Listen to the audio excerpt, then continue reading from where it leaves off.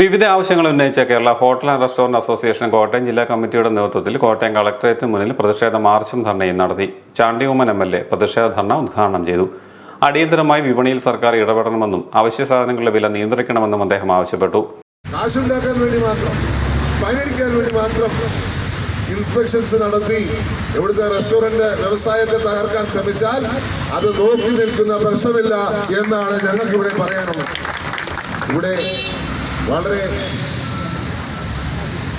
നല്ല രീതിയിൽ പ്രവർത്തിക്കുന്ന ഈ ഒരു വ്യവസായത്തെ തകർക്കുവാൻ ആരും കാരണമാകരുത് എന്നുള്ളതാണ് എനിക്ക് പറയാനുള്ളത്. അതിന് സർക്കാർ കൂട്ടി നിൽക്കും.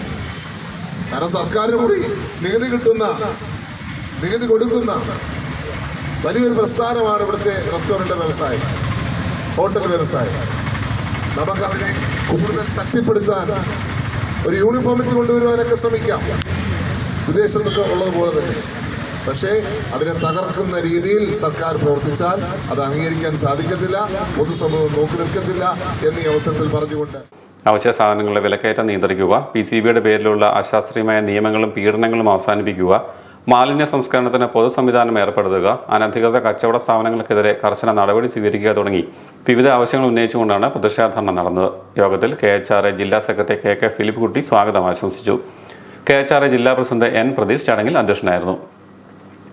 KHRA സംസ്ഥാന treasurer Muhammad Shareef, bakers association സംസ്ഥാന ട്രഷറർ CP പ്രേംരാജ്, അസോസിയേഷൻ ജില്ലാ പ്രസിഡന്റ് റോയ് ജോർജ്, KHRA സംസ്ഥാന കമ്മിറ്റി അംഗം Shahul Hameed, TC Ansari, Bobby Thomas, KHRA ജില്ലാ working president Venugopalan Nair, Kottayam unit president Manoj Kumar, ജില്ലാ ട്രഷറർ RC നായർ എന്നിവർ പ്രസംഗിച്ചു.